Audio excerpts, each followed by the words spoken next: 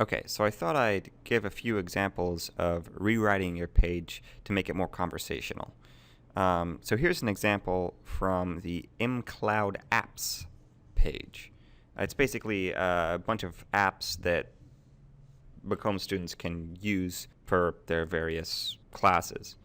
The original text on the page talking about opening the mCloud apps just in a browser was relatively confusing. It says, by accessing mCloud apps in an HTML5 compliant browser, the entire app is contained within the browser and requires nothing to be installed on your device. Now, there are a few problem areas here. Firstly, starting off with by accessing is a bit confusing. Who is accessing it? It's easier to just say, if you access.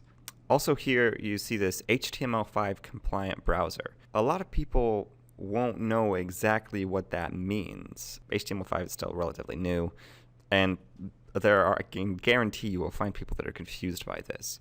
But the thing is that most browsers that are currently updated can run HTML5. Most of the browsers people are using. So all you really need to say is make sure you have the current iteration of your browser or the current most updated version. And then it goes on to say the entire app is contained within your browser. Well, what they're trying to get to here is that you can just open it up in your browser without installing anything. So there's an easier way to say that. And that's my rewrite here. So I just took that and made it more like a conversation. People ask, what if I open this in my browser? You can say, you can open it and run mCloud apps inside your browser so you won't have to install anything. Just make sure the browser is fully updated. Simple, it means the same thing, and it gets it across very clearly. Now let's look at a slightly more complex rewrite. This is for very legal language. It's about international applicants who want to get F1 or J1 status in order to enroll. Now, we want to be mindful of this content. We've got to make sure that it hits all the important points, since it is legal language. But it can be rewritten to make it more usable for the readers. This is the original iteration of this content. As you can see, it's pretty heavy stuff. It says all international applicants who plan to enroll and have this F1 or J1 status must submit this certification of financial responsibility, even if they're currently living here. And this is because of immigration regulations that require every international student to do so. And they've got to be able to verify their financial resources.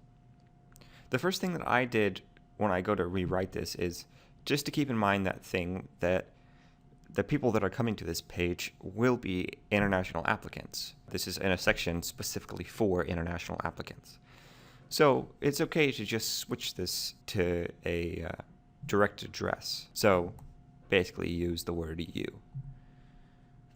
So here's the first stage of my rewrite. It just says, if you plan to enroll, you must submit this certification, even if you live in the United States. It's the same content, basically, except that it is made a bit more engaging and a bit clearer that you specifically need to get this stuff done. In the next step of my rewrite, I just cleaned up the language a bit. Now, my main goal here was to make the sentences slightly shorter and clearer, to break up some of the longer sentences, like the first one here, which goes on for quite a while, and then to sort of make it clear what this certification is for without restating anything, which is what it sort of does at the bottom when it says immigration regulations require you to do this. So this is the final iteration of my rewrite. It says, if you want to enroll, you must submit the certification. This is required even if you already live in the United States.